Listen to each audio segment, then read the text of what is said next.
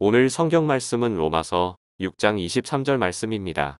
죄의 삭은 사망이요 하나님의 은사는 그리스도 예수 우리 주 안에 있는 영생이니라.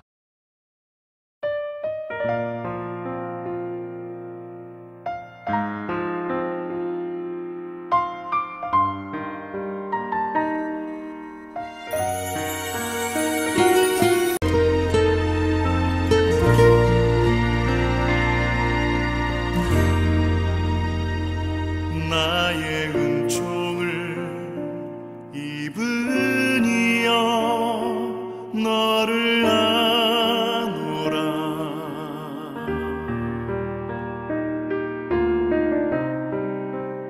너의 이름을 내가 아노라.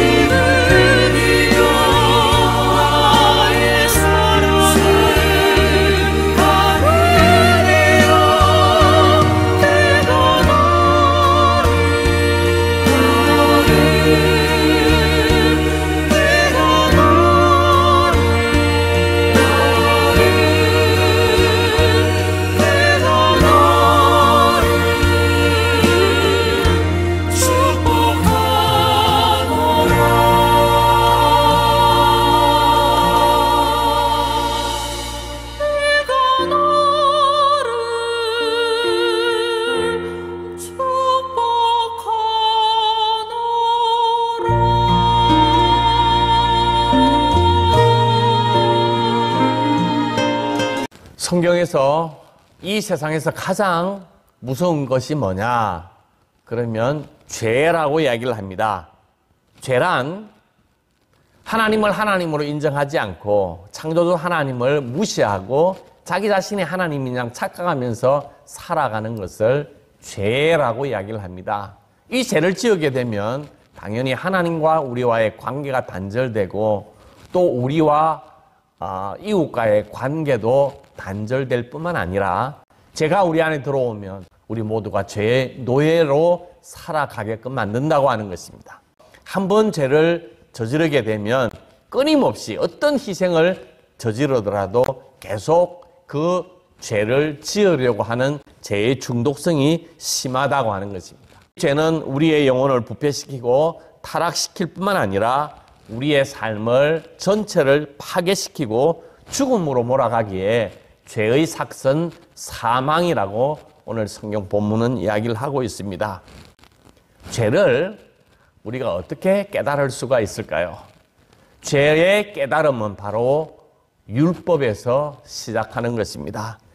율법을 알아야만이 죄를 깨닫고 죄가 무엇인지 알게 된다고 하는 것입니다. 율법이 없으면 죄를 전혀 깨달을 수가 없기 때문에 하나님께서 우리에게 율법을 주셔서 죄를 깨닫고 그 죄가 무엇인지를 알도록 우리에게 율법을 주셨다고 하는 것입니다. 율법은 우리를 그리스도께로 인도하는 초등교사라. 갈라디아서 3장 24절 율법의 행위로 그의 앞에 의롭다 하심을 얻을 육체가 없나니 율법으로는 죄를 깨달음이니라. 로마서 3장 20절입니다. 율법이 우리에게 죄를 깨닫게 하고 그리고 이 죄를 해결할 수 있는 길, 이게 바로 기독교의 가장 중요한 교리라고 말할 수가 있습니다.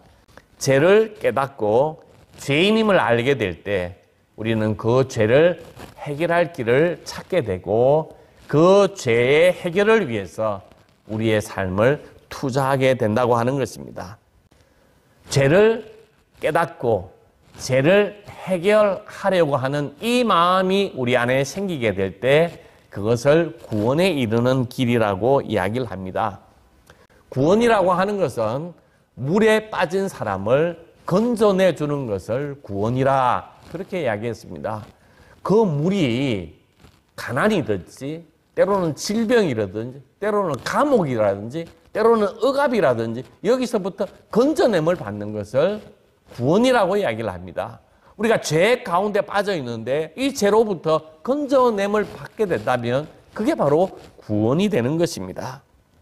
죄로부터 구원을 받는 일, 그 구원의 결실로 하나님과의 관계가 회복되고 하나님 나라에 들어가서 하나님과 영원히 사는 것, 그게 오늘 예수 그리스도 우리 주 안에 있는 영생이니라. 하나님의 은사, 우리에게 하나님께서 선물로 준 영생의 길로 우리를 초대하고 있는 말씀입니다.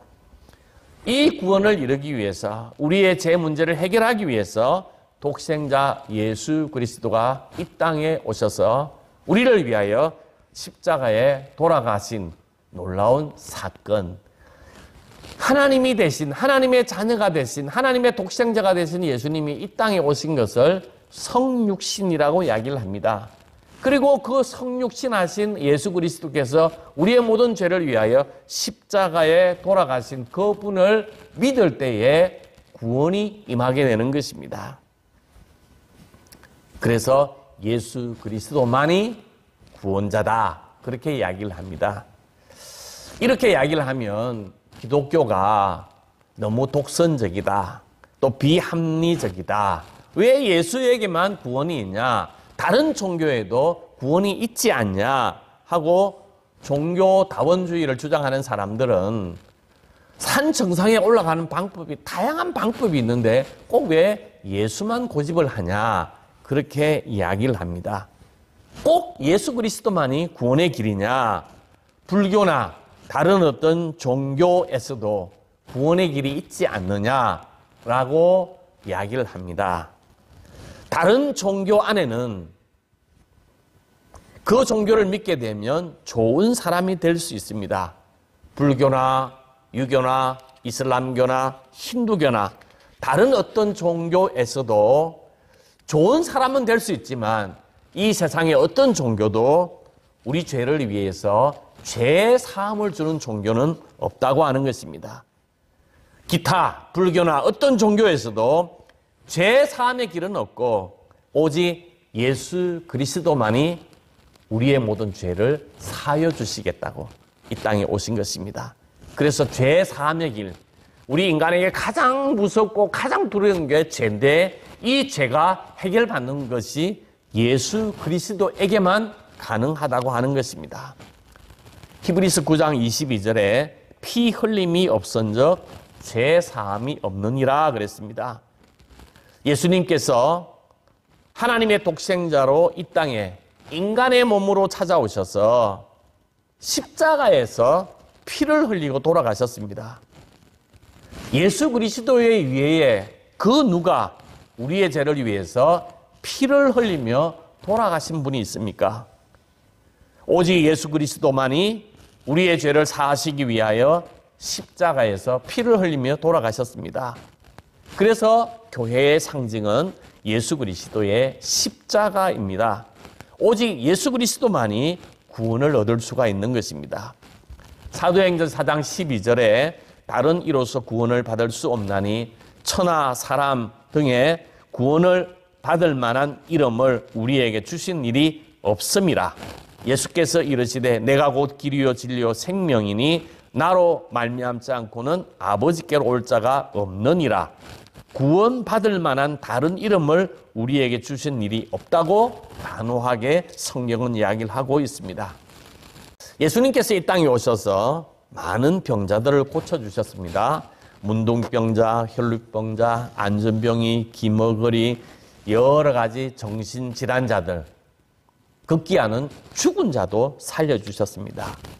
그러나 예수님께서 이 땅에 오신 목적이 의사로 오신 것이 아닙니다. 우리의 질병을 치유하기 위해서 오신 주 목적이 아니라는 것입니다. 예수님을 따르는 제자들은 예수님이 왕이 되면 다 영의정, 좌의정 한 자리에 앉으려고 하는 마음을 가지고 예수님을 따랐습니다. 예수님께서 이스라엘을 회복시켜 주실 왕으로 생각했던 것입니다. 예수님은 이 땅에 오신 것은 이스라엘의 왕으로 오신 것이 결코 아닙니다. 이 땅에 오신 목적은 우리의 죄를 해결하고 우리의 죄를 해결하고 하나님과의 관계를 회복하고 하나님 나라를 위해서 우리를 하나님 나라로 초청하기 위하여 이 땅에 오신 것입니다. 우리를 구원하시기 위하여 이 땅에 오셨다는 것입니다. 그래서 이름이 예수예요. 예수라고 하는 뜻이 자기 백성을 죄에서 구원할 자이심이라. 구원자라고 하는 말을 예수라고 하는 이름 속에 담겨져 있다고 하는 것입니다. 바로 이것이 우리가 믿는 기독교의 신앙의 기초이자 핵심입니다. 오직 예수 그리스도를 통해서만 죄 사함을 얻기 때문에 예수 그리스도만이 우리의 구원자가 되고 구세주가 된다고 하는 것입니다. 우리가 어떻게 이 구원에 참여하게 되느냐? 믿음으로 참여하게 되는 것입니다. 우리의 착한 행실이 아니라 믿음이라고 하는 것입니다. 예수 그리스도가 나의 구세주임을 믿으면 우리가 죄 사함을 받아 구원을 누리게 된다고 하는 것입니다. 누가복음 15장에 탕자의 비유가 나옵니다. 탕자가 회개하고 아버지께 돌아올 때에 아버지가 너 내 빚 다 갚아라. 그럼 내가 너 아들로 삼아주겠다 하는 약속하지 않았습니다. 그냥 회개하고 돌아오는 그 아들을 자신의 둘째 아들로 그대로 삼아 주었던 것입니다. 우리의 죄를 회개하면 하나님께서 우리의 죄를 용서해 주시고 하나님의 자녀로 삼아 주시는 것입니다. 그래서 구원은 믿음으로 얻어지는 것이고 행함으로 얻어지는 것이 아니기 때문에 오직 하나님이 주시는 은총으로 말미암아 우리가 구원을 얻게 되는 것입니다. 그래서 구원은 하나님의 은혜요. 그 하나님의 은혜에 우리는 감사할 따름인 것입니다. 이렇게 구원받은 자의 삶은 어떻게 살아가야 되느냐? 요한복음 1장 14절에 보면 말씀이 육신이 되어 우리 가운데 거하심에 우리가 그의 영광을 보니 아버지의 독생자의 영광이요 은혜와 진리가 충만하더라 그랬습니다. 예수님께서 이 땅에 하나님의 말씀으로 오셨다는 것입니다. 33년 동안 예수님의 생애와 예수님의 가르침을 통하여 하나님의 뜻을 우리가 헤아릴 수가 있습니다. 또 성경 66권에 있는 모든 말씀이 예수 그리스도를 증거하는 것이기에 성경을 통하여 구원받은 자의 삶을 어떻게 살아가야 하는지 성경을 통하여 우리는 그 뜻대로 순종함으로 말미암아 구원받은 자의 삶을 살아가게 된다고 하는 것입니다.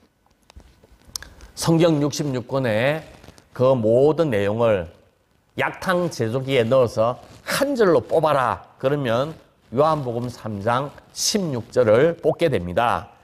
하나님이 세상을 이처럼 사랑하사 독생자를 주셨으니 이는 저를 믿는 자마다 멸망치 않고 영생을 얻게 하려 하심이라 그랬습니다. 세상을 이처럼 사랑했다 그랬습니다. 이처럼이 뭐냐? 바로 십자가를 이야기를 하는 것입니다. 예수님께서 우리 구원을 이루기 위하여 머리에 피를 흘리시고 가슴과 팔과 다리에 자신이 가지고 있는 모든 피를 다 흘려주셨습니다. 십자가에서 우리의 죄값을 지불하시고 우리를 구원해 주셨습니다.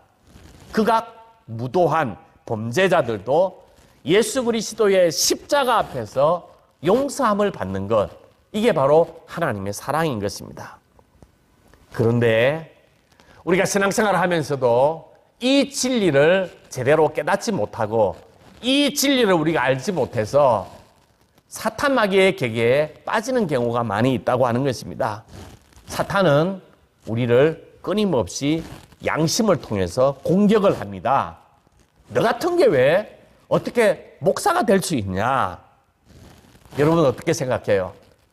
저를 향하여 사탄이 어떻게 너 같은 사람이 목사가 될 수 있냐 하고 우리의 양심의 가책을 통하여 우리의 죄를 두드리게 되는 것입니다. 우리의 모든 죄를 용서하여 주신 하나님, 그리고 많은 죄 가운데서도 나 같은 사람을 하나님께서 세워주셔서 하나님의 귀한 말씀을 전하는 자로 세워주신 그 은혜에 감사하면서 저는 살고 있습니다. 여러분들은 어떻습니까?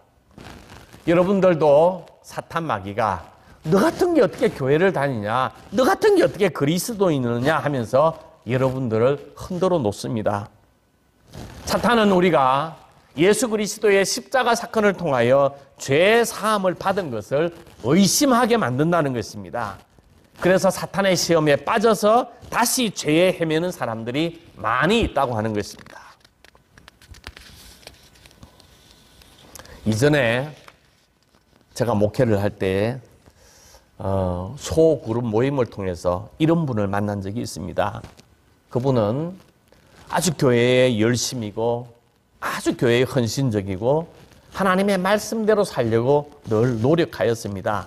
우리로 보면 정말로 신앙생활을 잘하는 사람이었습니다. 그런데 그 사람의 얼굴은 늘 어둡고 늘 뭔가 억눌려 살아가는 것처럼 보였습니다. 나중에 그 이유를 알게 되었습니다. 그분이 학창시절에 너무 방탕하게 살다가 예수 그리스도를 믿게 되었는데 지난날의 죄 때문에 평생 결혼도 하지 않고 어둡고 무거운 삶을 살고 있었던 것입니다.